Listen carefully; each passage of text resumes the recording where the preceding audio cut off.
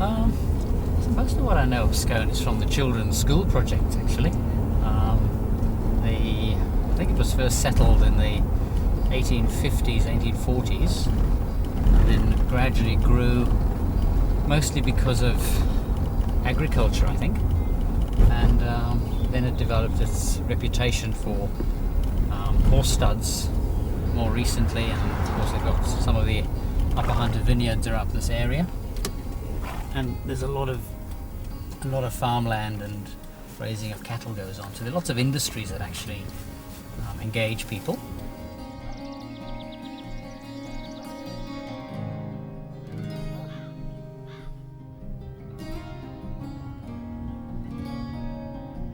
So when we were visiting Australia some years ago, we were visiting them and we were looking around at that stage to see if ever we could come and live in the country, because when you're in England and you're thinking, I'm going to go and work in Australia, and because I'm an overseas trained doctor I will need to work in a rural area, the first thing that comes to mind is a real very remote area, like the far west part of New South Wales, and that's why we wanted to test out just how rural is rural, and what are you expected to do as a rural doctor. So we actually were aware through the RDN's website that there was a vacancy for a doctor in Scone.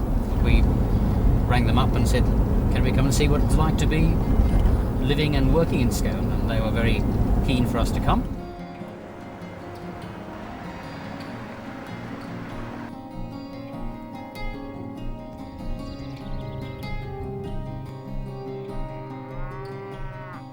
Okay, when I first came to Scone, it was under a scheme known as the Targeted Inland Recruitment Scheme, which tries to attract doctors to areas of need. And my commitment was to work in that area for 5 years, after which I'd be free to work anywhere else in Australia. We thought 5 years, if it was a difficult experience, we could probably survive, so we were happy to come under those terms.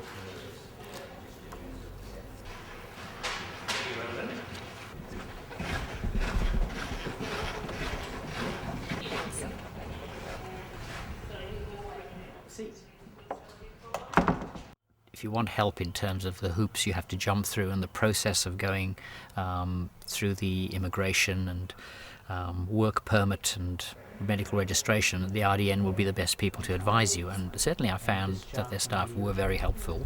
They were very keen to make it as easy as possible for doctors to come and work in New South Wales. So there are lots of processes, and these have to be done in a certain order, so that you fulfill everybody's criteria. And that was quite difficult to do from a distance, and I found that their advice, and sometimes they would actually advocate for you. So if you're having difficulty with the immigration office, they would actually ring them and say, how far is this going, and because we need to do this, so how long can we wait? And that's been very helpful. They also have packages where if a doctor doesn't know where they want to work, they can just contact the RDN and they would be able to advise them where vacancies are, and give them some advice about what may be most suitable for them as an individual or as a family, and then similarly would actually guide you through that. So yeah, they've been very helpful, and they very much keep in touch with you.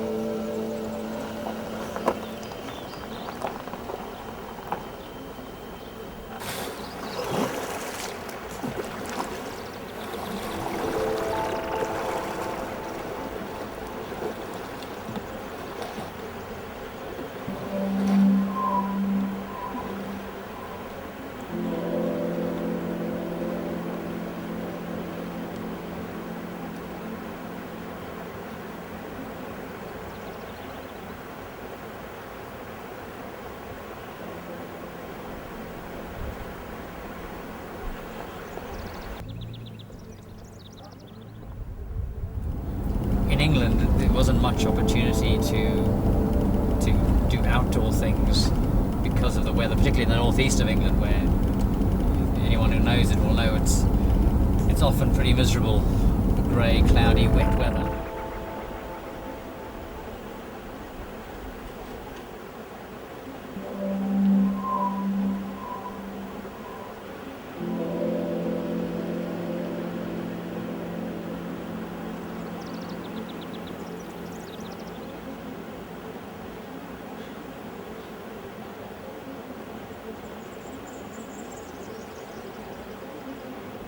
the northeast of England, a place called Stockton-on-Tees. I'd been in that practice for 16 years, as long as I'd been a GP, and I was very happy there. So there was no thing driving us away from England. So it was really, we had to feel that this was a positive thing we wanted to do before embarking. And it took us a couple of months after going back to England to decide, yep, this is what we want to do, and we've really not regretted it.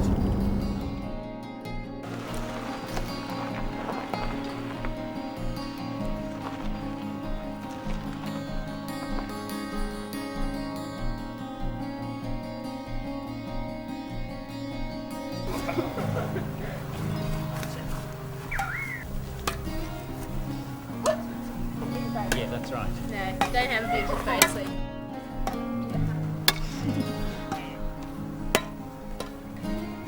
They often say that one of the most important things for a rural doctor is that their family settles well, particularly their partner or spouse. And I think that's really true, and we've been very fortunate in that we've all settled really well, and I love the practice I'm in.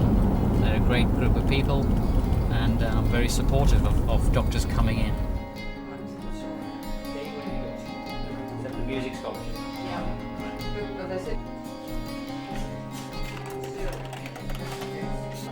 But as it's turned out, we've been so welcomed here, and got involved in the community. The children and my wife have settled so well that we don't see ourselves moving from here for the foreseeable future.